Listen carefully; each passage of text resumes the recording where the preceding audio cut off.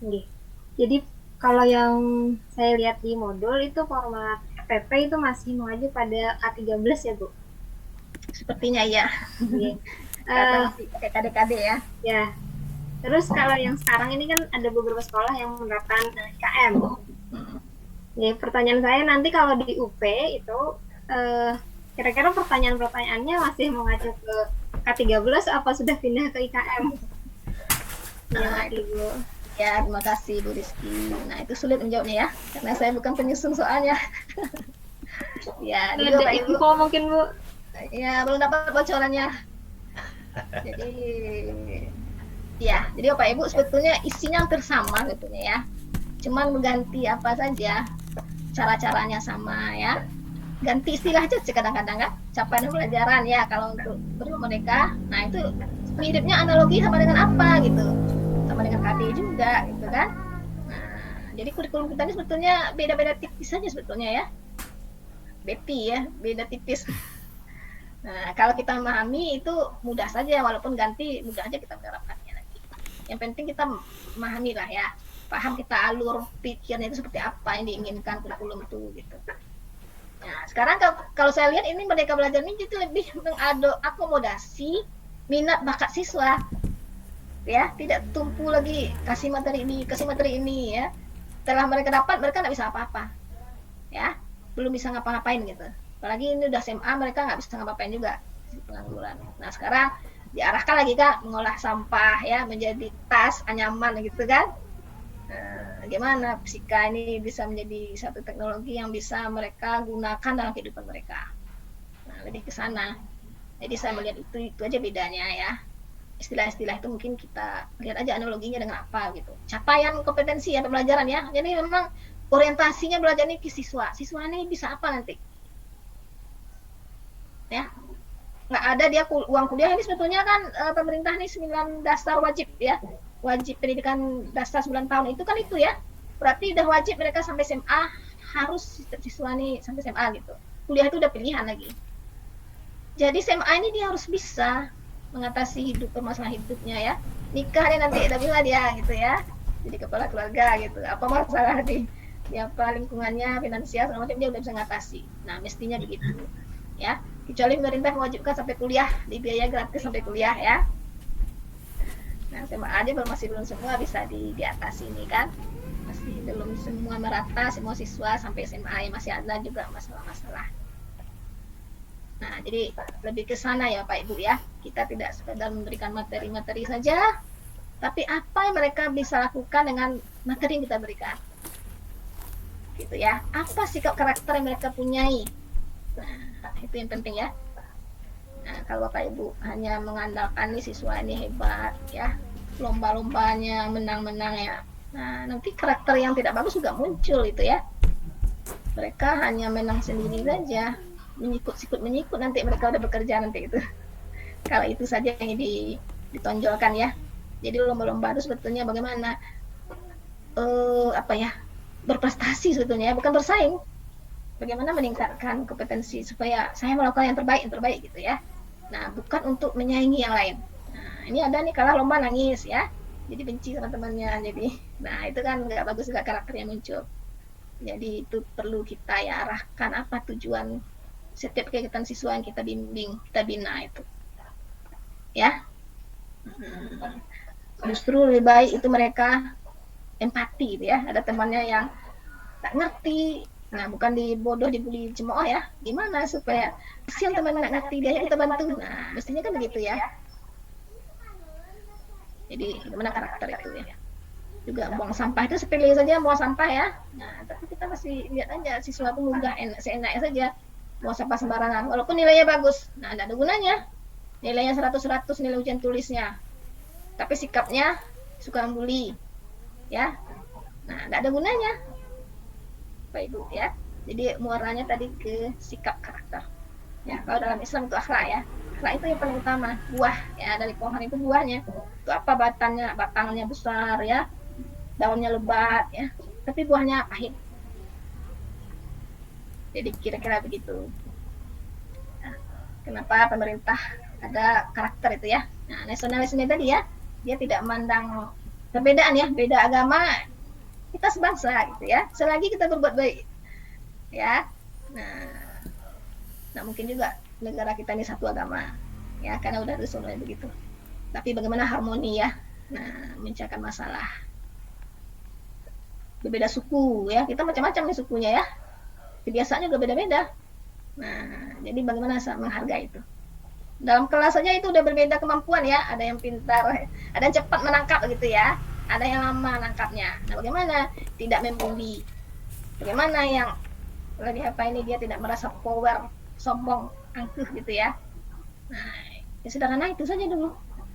Kalau enggak ya jadi pejabat mereka nanti ya banyak kita lihat ya, sikut apa tonjok-tonjok begitu ya, walaupun sudah tingkat pejabat begitu. Nah itu karena salah ya di awalnya ini, karena ada kelas unggul mungkin itu juga ya Bapak Ibu ya, kenapa kelas unggul ditiadakan.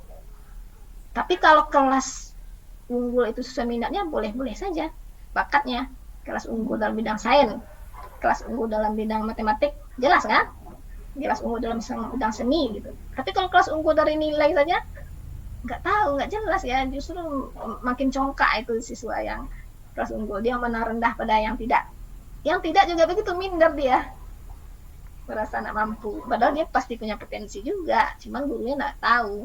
Dia mungkin pintar berbicara, nah dia mungkin empatinya luar biasa gitu ya, ada teman yang sakit yang butuh dia cepat menolong, yang pintar nilai ini belum tentu ya.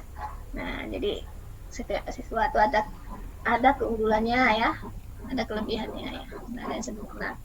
Jadi kita jangan hanya melihat kecerdasan itu dari nilai saja ya. Di Howard Gardner itu ada 8 kecerdasan ya, kecerdasan matematik ya, logika, seni, juga ada yang olahraga dan sebagainya ya, kinestetik. Jadi kita harus update pengetahuan ya Pak Ibu, terutama psikologi tadi ya, mengenal peserta didik kita, terutama zaman ini. Nggak bisa kita samakan kita sebagai siswa dulu, kita samakan juga dengan siswa sekarang ya. Jadi didiklah anak-anakmu sesuai dengan zamannya, karena udah berbeda, jauh berbeda sekali.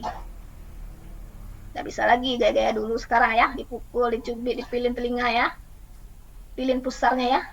Nah kalau dulu tuh biasa itu, atau sebut nama orang tuanya, nama ayahnya, kalau dia nggak bisa jawab sebut nama ayahnya kan. Nah itu kan hal yang tidak baik ya, tidak bisa diberlakukan seperti itu zaman sekarang. Jadi makanya Bapak Ibu, kenapa teknologi itu penting? Karena anak kita di rumah dia udah terbiasa dengan teknologi. Mana ada anak yang tidak kenal HP sekarang ini? Walaupun dia tidak punya HP orang tuanya, pasti dia pegang-pegang. Pasti dia lebih hebat menggunakan HP daripada orang tuanya. Saya akui itu ya, saya banyak ngerti, anak saya bisa. Ini kenapa nih kok hilang nih gambar Umi waktu Zoom? Sekali pencet dia ini nih. Baru muncul lagi ya, saya udah berapa hari nggak muncul, minta maaf nggak bisa nih, apa kepencet kemarin, tinggal di video ini gambar saya nggak muncul. Setelah seminggu lebih baru nampak semangat saya, sekali pencet aja, padahal ini kelas 1 SD baru. Nah gitulah Bapak Ibu ya. Jadi kalau anak-anak kita di rumah, di luar sekolah dia terbiasa dengan teknologi, enak mereka belajar ya. Di sekolah dengan ceramah biasa saja nggak menarik sekolah itu. Tapi kalau sekolah juga menggunakan teknologi, gunakan ya. Kalau sekarang kan belum HP ya, karena HP ini berbahaya. Nah, kalau HP itu udah digunakan untuk belajar, pasti menarik. Ada PowerPoint, ada video ya. Karena mereka udah biasa. Makanya sekarang ada AR VR itu Bapak Ibu ya. Anak-anak yang Bapak Ibu mungkin tahu ada Roblox, ada Minecraft ya. Bagaimana belajar itu sama seperti Roblox, Minecraft itu gitu. Mereka menemukan sesuatu di dunia maya terkait dengan pelajaran.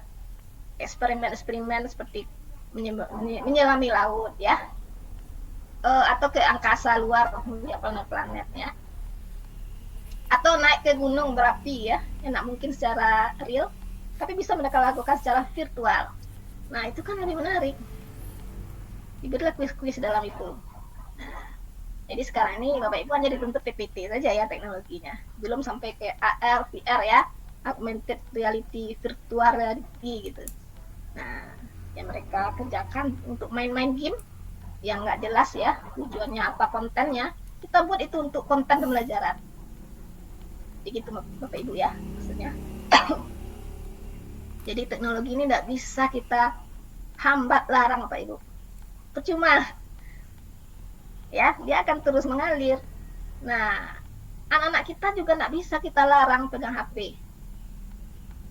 Jadi gaptek dia ya. Nah, tugas kita apa? Mengarahkannya, gunakan untuk yang baik. Nah, tentu kita harus bisa menjadikan HP atau teknologi itu untuk konten-konten belajaran. Nah, sekarang baru orang mengembangkannya untuk konten-konten game saja, permainan yang kita nggak tahu isinya. Mungkin ada kekerasan, ada porno ya. Nah, itu kan berbahaya ya. Nah, jadi pembelajaran kita mestinya arah ke sana juga. Kalau kita nak gunakan itu, mereka bosan. Mereka udah terbiasa dengan teknologi. Ya, kita masih nggak kenal teknologi, masih ceramah-ceramah aja di kelas. Mereka senang tuh gurunya sakit. Ya, senang mereka gurunya rapat hore katanya ya. Nah, menarik. Tapi kalau ada teknologi atau ada mereka bereksperimen ya, melakukan sesuatu, pasti mereka kangen itu sama gurunya. Besok itu lagi ya Bu, katanya. Besok kita buat itu lagi ya. Nah, gitu ya. Pak Ibu, terutama nih kelas rendah saya kemarin, jadi apa ya, diperbantukan kepada PPG PGSD. Jadi menarik juga, enak juga gitu ya. Benar, siswa-siswa itu setelah menerapkan ini mereka jadi kangen gurunya. Besok kita ini lagi ya Bu guru katanya. Coba kalau enggak, dia nangis tuh kan ketemu guru itu ya, takut apa namanya nggak menarik ya, bosan. Nah, kalau Pak Ibu kan udah di SMA ya, nah tentu sesuaikan juga ya bagaimana menghadapi siswa SMA. Beda karakteristiknya dengan siswa SD. Oke, Pak Ibu, ini tinggal dibaca aja.